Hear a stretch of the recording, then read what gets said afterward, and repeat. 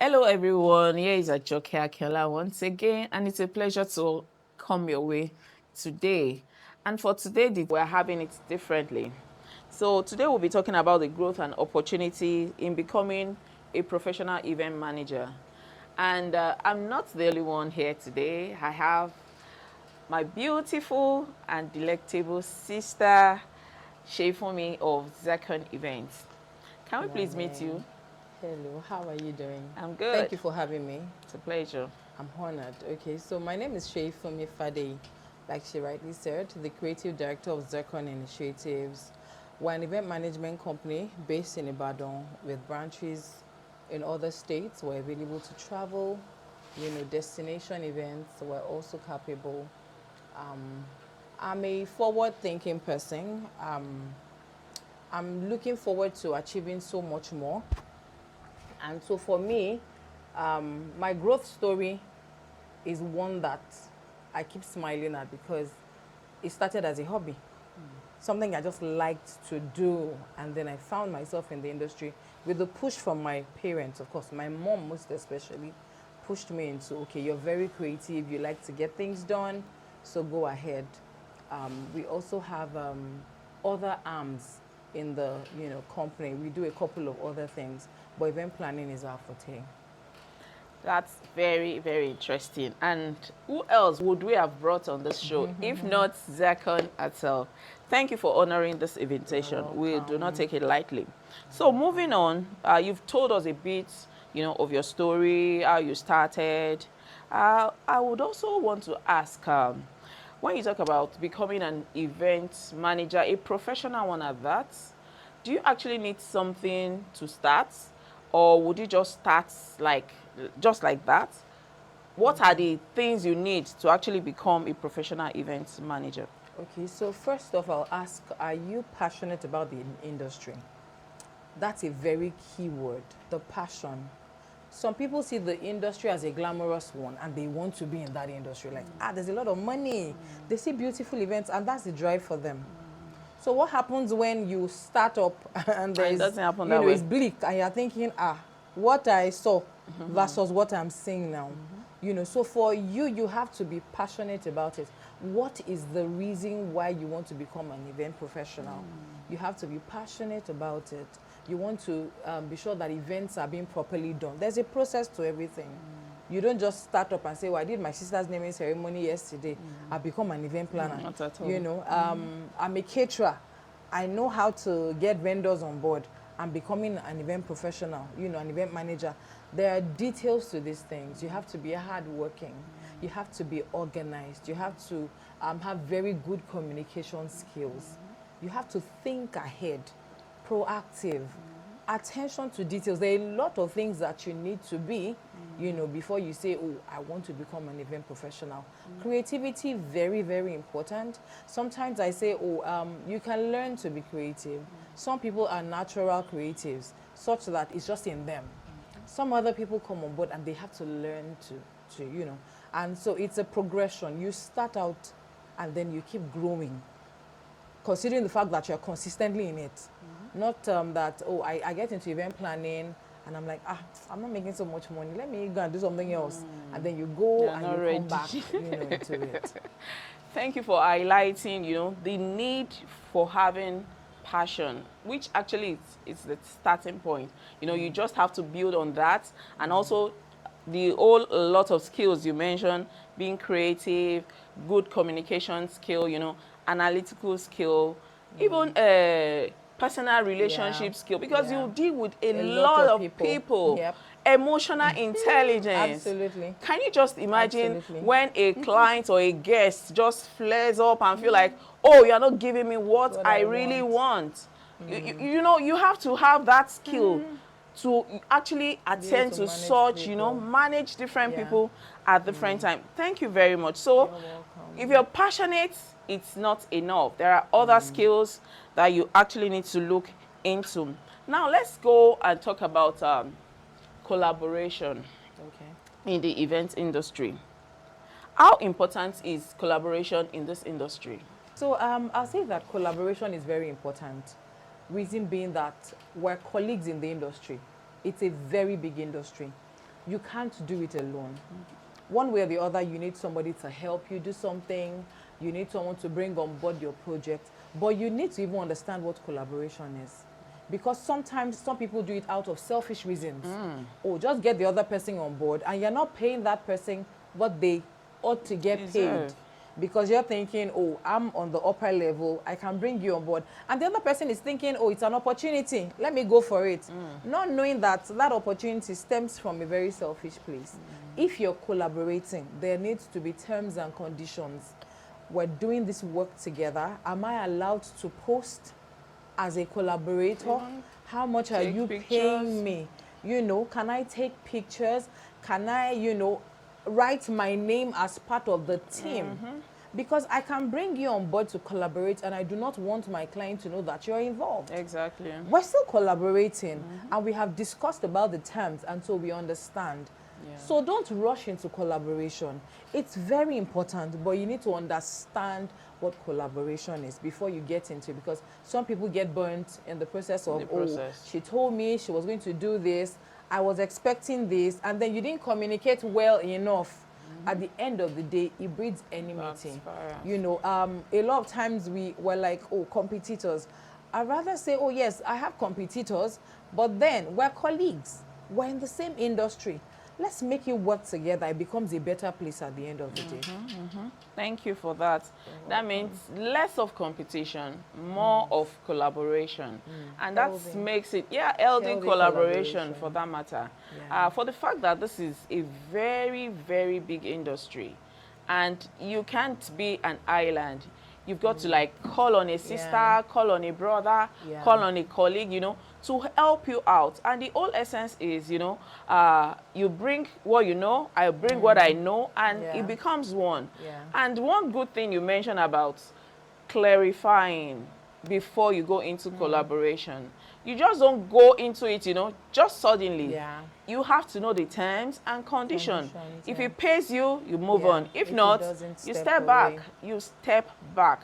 So you are not obliged or under compulsion to do what doesn't really, you know, go with your values, go with your, you know, many things that you consider as important. So for it not to backfire or like regret at the end of the day, I mean, set the terms clearly at the very beginning. Now, still on collaboration. Now, we've like talked about an overview of collaboration, the plus and minus. I also want us to dwell much on the positive aspects of collaboration. Can you please tell us some positive things that can actually come up when we collaborate? Okay, so the first thing that I will think about is growth when you collaborate with other people. Like we always say, no man is an island. You know, you can't do things alone.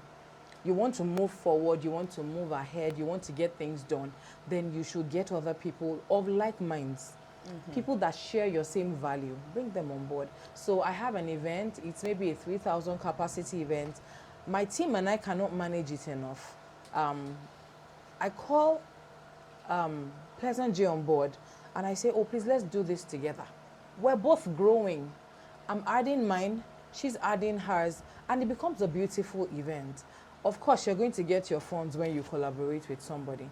So growth, financial stability, what other word can I add even to increase, you know, your knowledge, because somehow the skill might be different, might be something you've not actually, you know, worked on before. You know, that even brought me, you know, to remember a particular event or project I collaborated on. It was quite a large one, and this fellow called me, you know, to coordinate a section of that event where we have the VVIPs, the VIPs. So it's like a 15,000 capacity event, you know, and I've not managed such a large one in the history of being, you know, in the industry. I'm like, God, this is huge. And that gave me a knowledge of, you know, how to actually delegate appropriately, how to break down, you know, different team members and have them do what they need to do, how to, you know, report and make everything work. I mean, that was a good way of learning, an eye-opener for me. So there are good things that comes out of collaboration. But the mindset, of course, has to be right from the very beginning. I also think that if we are not selfish, if we are selfless, you get, if we have this abundant mindset, you just give your all. You get, give your all, and many things will come back to you. From it, So when you collaborate, remain selfless. Absolutely. Have this abundant mindset and give it all. Give it your best as if it is your project. It was your project, You get. So that's also another good way, you know, to approach collaboration. Very, very important. Now let's move to scaling. Okay. Building beyond one-man show. You know, as an event manager, a new one for that matter, coming into the industry, many times, of course, many of us started that way. We started alone. We started as a one-man show, but you cannot remain that way, you know, for a long while. Now, starting out, what will you tell those out there, you know? Yes, they are permitted to start as a one-man show. Okay. Moving on, what advice will you have for them, you know, to scale, to build their teams, and also grow their business, So I would say that you can start as a one-man business. You're the creative director, you're the accountant, you're everything in your business. But don't stay on that level. You have to grow. You have to move to the next level. So I say that there's the place of sowing the seeds of time. You're putting all your efforts into business. As your business grows, you have to find other people of like minds that share your thoughts. Bring them on board. You might have to train them. It's a process. Train them. Let them understand what you're offering and, you know, what it is you stand for in the industry, and get other people on board. Sometimes it could be a permanent staff. Sometimes it could be contract basis, such that for every time I have events, I have these people that I am going to work with. You can't do everything by yourself. There's no way one man can run the show. Not at all. It's not possible. Delegation. You need to look into delegating, having other people do stuff so that your hands are free and then you can focus on other things. So please, by all means, start as a one-man business, but grow into delegation. Grow into building structure for your company, such that there are so many other people that you can call on, that you can say, okay, so we have this event, you are doing this. You can't be everything on the day of your event. You can't be the event planner, you can't be the event coordinator, you can't be the food coordinator, you can't be the stage manager, you can't be the bridal assistant. Get other people. All in one. Train them. Let them understand your core so that they're not doing things that you wouldn't want them to do. And then that way you're growing, you're becoming larger. Thank you very much for that. Yes, you're permitted to start as a one-man person, one-man business, but have this growth mindset. I always tell my people, what's the end goal? You know, when you start out, even from the beginning, you already know what you want to become. I will also advise that you have like a periodical growth plan. Okay. In 2 years, where do you see yourself? In 3 years, where do you see yourself? 5 years. And you build along the way. And you can also have like a mini kind of business plan, very simplified. You know, okay, this is who would this is a person that will handle, you know, a particular task along the line. Or you could even, you know, structure it project by project. But along the line, ensure that you're building systems, you're building structures along the way. If that is a bit of big vocabulary, it's we can actually simplify it in the way that you just itemize it. Okay, when this person comes, this is what he or she will do. This is how she will do it. This is when she's supposed to, you know, bring back the reports.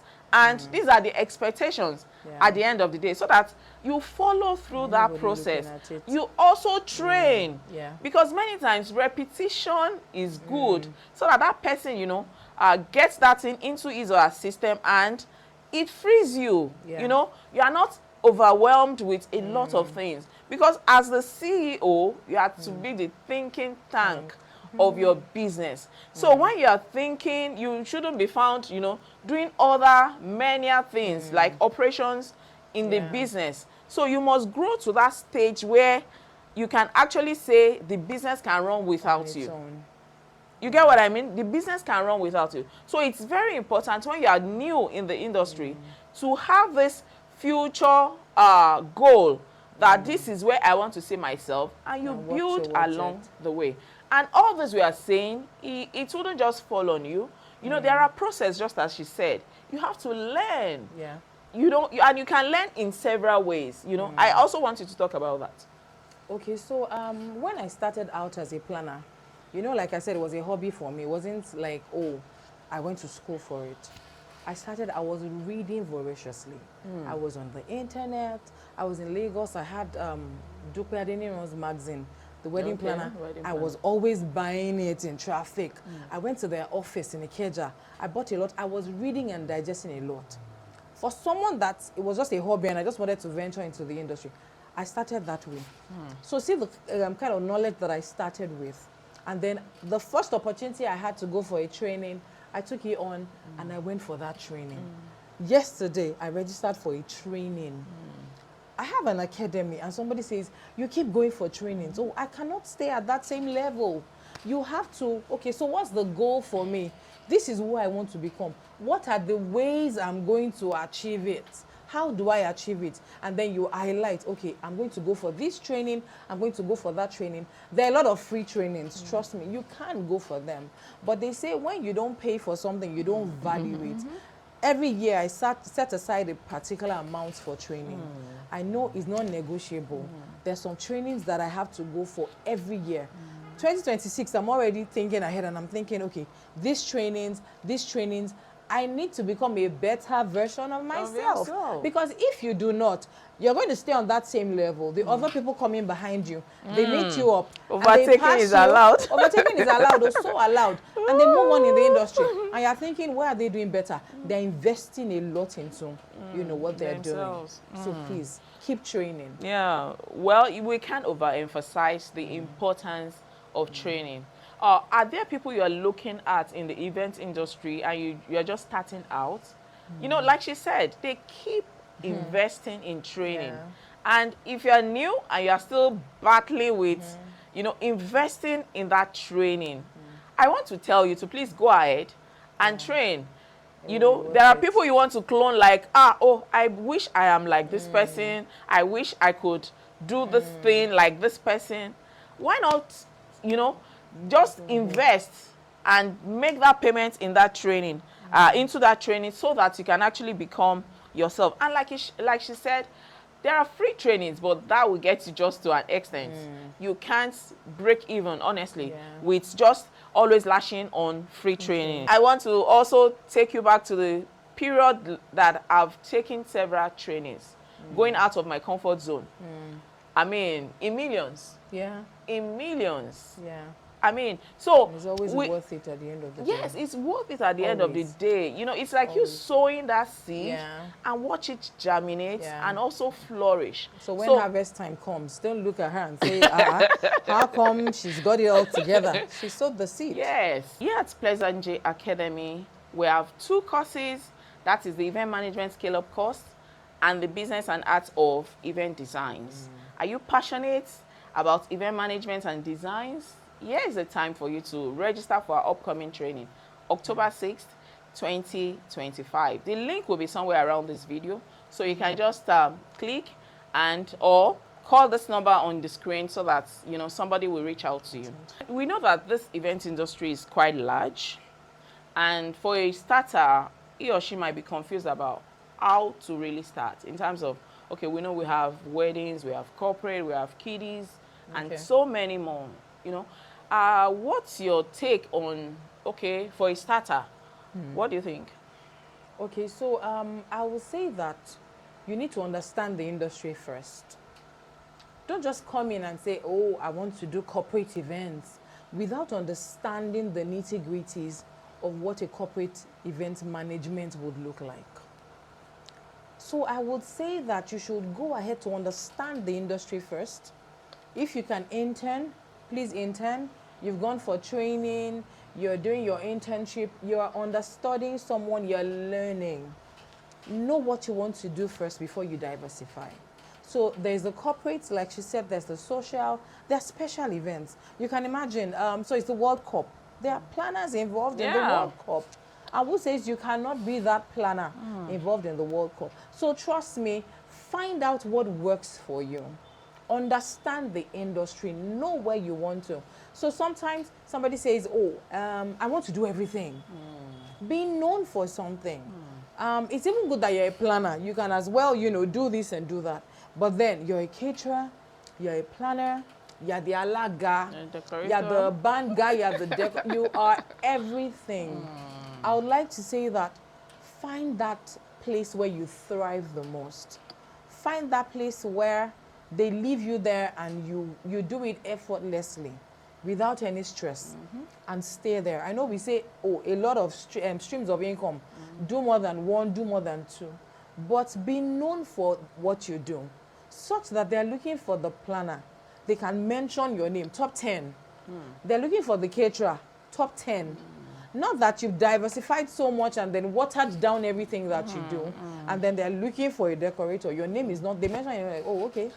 What is she doing? Does she do that? Oh. I thought she does small chops. Apparently, people are confused. She does, so people are confused about what you do. Be strong and stay strong in what you're doing and be known for it so that as you are thriving, as you are growing, once one part of your business is, is well settled. Focus is very important. Like she said, always niche down. Don't do too many things and pull yourself so thin. Now, the acronym of focus, follow one course until successful. That one thing is just like eating the hammer on the nail continuously, consistently.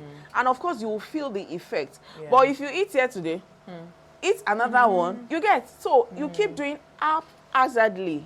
But the whole essence is be successful at one, even if you need to scale, even if you need to diversify. So ensure that you know what you want, go for it, train, enroll for trainings and become confident at that particular thing.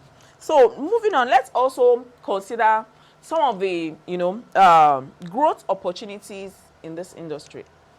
Okay, so when we say growth opportunities, I realized that a lot of people started from being an usher.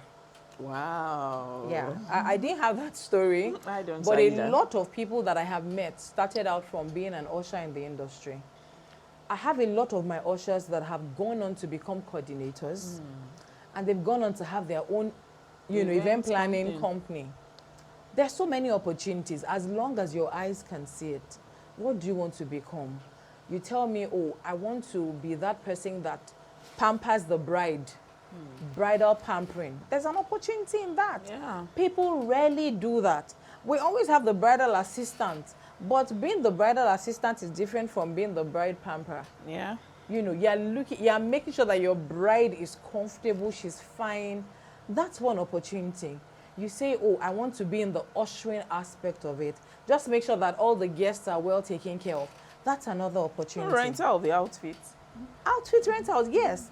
I have people that do rentals and they are making a lot of money from it. Because they have decided, oh, that's an opportunity. I'm going to key into it and I'm going to grow in it. So there's the aspect of being a coordinator as well. Event coordinator. You will get paid for it. You have your own business, you're the event planner. You will get paid for it. And trust me, when you're growing, growth comes with recognition. We talked about the financial aspect already. There's no way you will do a job and you don't get funds in your account. It might not be as much as you want it to be at the start.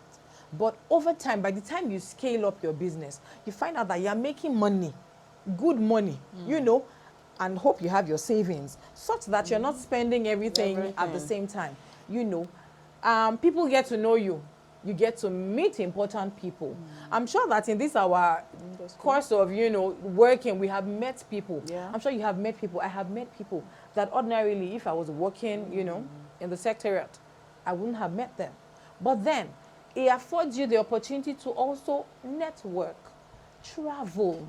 If you like to travel, once you're in this industry, you sure will travel. Yeah. You will go to new sites, new places. You will meet a lot of people. The opportunities are endless. Enormous. You can be an author. You know, you become a thought leader such that you can pen down your thoughts. Trust me, speaking. We're both speakers. We get invitations to speak because we have, mastered the art of event planning that well. So the growth opportunities are endless. Yeah. I think I also want to add to some of the growth opportunities that she mentioned, talking about you having that point of being a trainer. Yeah. Can also start your own training school, Yeah. academy. You can as well consult. Just consult. People come to you for advice. People come to you to, okay, I'm lost at this, I don't know what to do. And of course you charge. You don't do that for free. Pro bonos. So there are various ways that, various opportunities in this industry. The point is actually for you to start. Many times we dream. Many times, but now being courageous enough to take that bold step to start is one thing that many of us are afraid of. Yes, your dreams are valid. Why not, take the opportunity to act on those dreams and step out. And those opportunities, of course, you find them so limitless that you can actually use. That will be of benefit to you, even if you are just starting out. We've talked about the skills, we've talked about collaboration. She has shared about, how she started, the ups and downs, the pros and cons, and every growth opportunity that, we've experienced along the way. Many times when we hear about, this is a multi-billion-dollar industry, and some people might just feel, let me come and take my own share. It is way more than that, and I want you to enlighten people about that. Okay, so yes, like she rightly said, multi-million-dollar industry. The funds flow, but when you get the funds, they're not meant for you. The funds are for those that are going to work. It's for everybody. So come in not with the aim of, grabbing my share of the funds, I'm making a lot of money. It's a gradual process. When you start, what are you doing? Are you volunteering to help people? How do people get to know you? Because if you're not known in the industry, it's hard to give you a job to do. Yeah. So they're like, I've never heard of that name. Are you sure they will deliver? Somebody has to vouch for you. You must have done some couple of jobs for people to say, yes, I can vouch for this person. So once you're coming into the industry, please, don't have it at the back of your mind that it's all about the money I'm going to get. Beyond the money, what value are you adding into the industry? It's not about just taking. Add value into the industry, and then you'll find out that you're taking your share of that funds. And please, by all means, when you have funds to distribute or to disburse, don't hold on to other people's funds. At all. Integrity, very, very important. Be that person that is known to be as true as possible. Your A is A, your B is B, your C is C. Don't let people tarnish your image because you got involved with misappropriation of funds. Thank you very, very much for that. And I also want you to please address these questions. Now, someone said, do I need capital to start as an event manager? You don't need capital, as it were. Okay. You can be in the comfort of your house and you register your company and you start out your business. You need the network of people, not capital. So if you say capital now, the only time you will need capital is, I want to set up my office, and that's not the first thing for you to do. Exactly. I learned that. My mom gave me her space, and then I was going to furnish the whole place up. It had to look good. And I was like, at the end of the day, I was like, why did I spend this much, setting the whole place up, when I could have actually put that fund into something else? So as an event planner, you need your laptop, your system, trust me, because you're going to be sharing documents, you're going to be signing contracts, doing all of those things. You need your laptop. Well, you need capital to buy your laptop, as it were. You need a very good phone, and you need people. As you're building gradually, you're getting capital. If you were deco, I would have said, yes, you need capital because you need props. But even at that, sometimes you don't need all of those props. At once. because you can get them gradually, rent props from here, from there, and you're building your business. So don't let capital be that one thing. Say, oh, I don't have money to start as an event planner. Oh, no, you need more of the knowledge and more of the network. Thank you very much. You need more of the knowledge, and that's the reason why you actually need to enroll for our upcoming training, when you know the required knowledge will be shared, and you'll be well equipped, you know, to start out your events planning company. Now, money is not the first thing you need. You've heard from our pro. All right, so another question that came in is, what if I don't have connections or family in the industry? Your family is the least you should look out to get contracts. I don't know why we always think business and family are a good, you know, are a good plug. No. Except your family is extremely good. But I would say look out. Even your friends are not, you know, shouldn't be the people you're looking to. That's why I said network. Meet people in the industry. You're in church, you went to school, you're in associations, you know, foster very good relationship. If you're a good person, trust me, and you start up your business, people will come to you. If you have bad character, I pity your sponsor. Do you get? Because trust me, it will be difficult for them to say, oh, you want to do business, and your attitude is like this. They're afraid to bring business to you. But trust me, if I'm a good person, and I tell you I'm starting up this business, goodwill will make people say, let's patronize this person. Even though they are not sure, they want to give it a trial. And if you do well, they will refer you. Tell other people about what you do. So please, family, friends, don't be, what's the word now? Don't be too laid back and say, my family will support me. My friends will support me. And then they don't support you and you want to make them your enemies. No, you can't. Some family members say, oh, I'd rather go outside than stay within because there's a lot of drama. And they don't want drama. So please, leave family, friends out. If they patronize you, that's fine. But if they do not, don't make them your enemies. Keep moving. Yeah. And the whole essence is, I mean, the truth of the matter is that nobody owes you anything. They don't. You just have to figure it out. Not by yourself, actually, but she's talked about networking, you know, collaborating, and a lot of other things that she has mentioned. So you shouldn't just remain in your comfort zone. You've got to move. And know that, yes, you can do it with or without your family members. Now, another one that came in, can someone transition into events while keeping their current jobs? Well, yes, you can. But if you ask me, event planning is a career on its own. Yeah. A lot of times people say, oh, it's business. It's a career because we're in it and we're growing. So there are career opportunities in event planning. If you have a 9 to 5, and you want to transition, how much time are you devoting to your business? You need time. I was in a 9 to 5 before I ventured into events planning. Okay. I'm a PR specialist. And for me, I would have clients that wanted to see me during the week. It wasn't possible.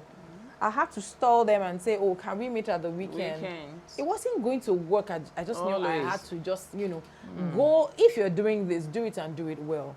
But you can transition if you have a 9 to 5. It will be a gradual transition.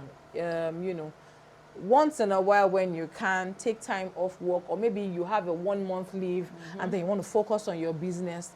But if you ask me, some people do it together and they do it beautifully well. They work their 9 to 5 and they also have their business. So know what works for you. Exactly. Ask questions from people that actually are doing it, and then see how they thrive in it. Yeah. I think another thing, just as we mentioned earlier, was focus. Know what you really want. And like she mentioned, know what works for you.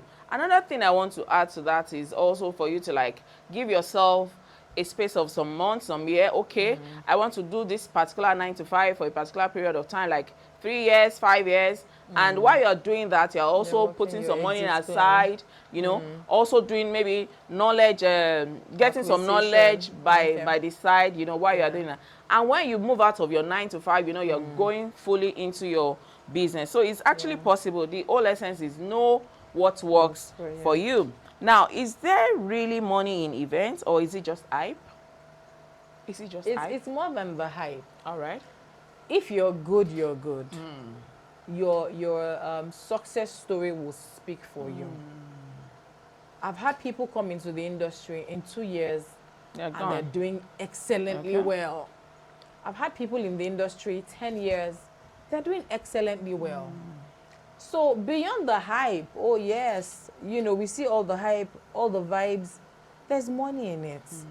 But you have to be excellently good at what you're doing to be able to take part of it. If you're not good, your clientele will not increase. It will just be the same people, mediocres, you know, that are coming to you. But once you're good and you're good, you will get a lot of referrals. People check for you online, they see what you have done, and they're comfortable enough rather to say, oh, I wouldn't mind, you know, working with this person. Once they talk with you, your knowledge and experience comes to play when people talk to you. If you don't know, you don't know. If you know, you know. And once they talk, I've had people say, oh, I talked to you and that made me want to work with you, just from speaking with you. So please, there's the money, there's the hype, but make sure that you have the knowledge. Most That's importantly, what sets you apart. So you have the knowledge.